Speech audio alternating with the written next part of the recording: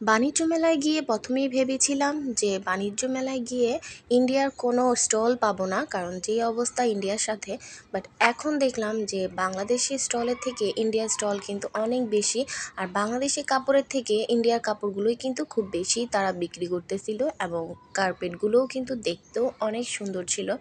তো আপনাদেরকে একটা জিনিস দেখাবো, তো পুরোটা ভিডিও শেষ করবেন, তাহলে কিন্তু বুঝতে পারবেন। প্রথমে দেখতে পেরেছিলেন যে ইন্ডিয়ার যেই কার্পেটগুলো, যেগুলো কাশ্মীরি কার্পেট, আর বাংলাদেশিও কিছু কার্পেট আমরা দেখেছিলাম, মানে পুরাই বাকোয়াজ। এইগুলো হচ্ছে গিয়ে ভেলভেটের যে কাপড়গুলো, সেই কাপড়গুলো একটার সাথে একটা জয়েন্ট করে তারপর তারা এখানে একটা বানিয়েছিল, যে যেরকম এই যে এখন দেখতে পাচ্ছেন এই সাইডে কিন্তু অনেক ছিল। মানে এগুলো কারা কিনে আমি জানি না ভাই, কিন্তু একটুও সুন্দর না। অনেক রকমের অনেক কালারের কাপড় একসাথে লেসগুলো সেলাই করে তারপরে ওনারা কার্পেট বানাইছে বা টেবিল ম্যাট বানাইছে। একবার মনে হইতেছিল লেহেঙ্গা, একবার মনে হইতেছিল যে কি আমি নিজেও জানি না। তো কি আর বলার, কিছু বলার নাই। নতুন নতুন কিন্তু এইবার অনেক কিছু উঠেছে কিন্তু বাণিজ্য মেলায়। যারা এখনও কিনা বাণিজ্য মেলায় যান নাই, তারা অবশ্যই বাণিজ্য মেলায় তাড়াতাড়ি ঘুরে আসুন নিজের ফ্যামিলি নিয়ে, আর একটা সুন্দর মুহূর্ত কাটিয়ে আসুন।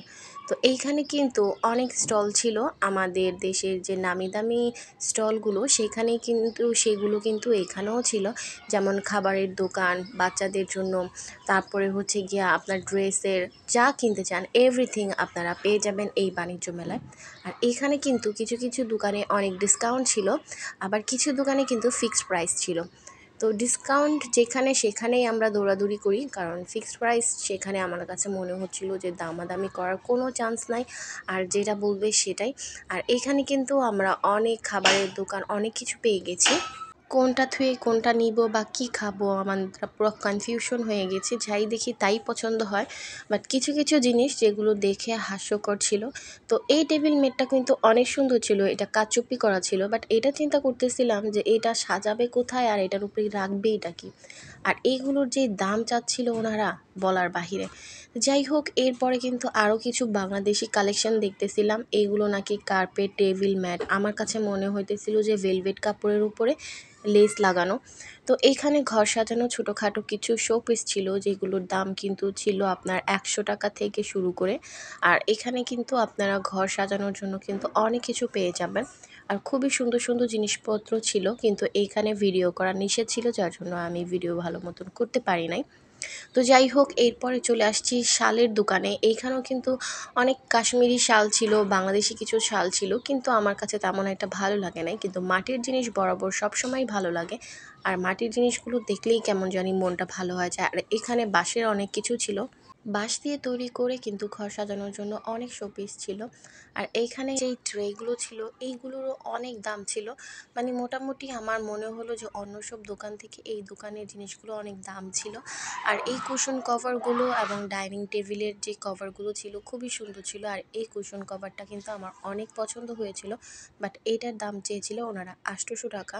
তো একটা বালিশ তো নেওয়া যাবে না, নিলে আমাদের 6টা নিতে হবে। বাট আমরা সেটা করিনি, ভাবছি যে বাসায় এসে লেস কিনে এরকমভাবে তৈরি করে নিব। আর এই যে দেখতে পাচ্ছেন বাঁশ দিয়ে তৈরি করা, এগুলোর দামও ছিল ভালোই, 1200 টাকা করে।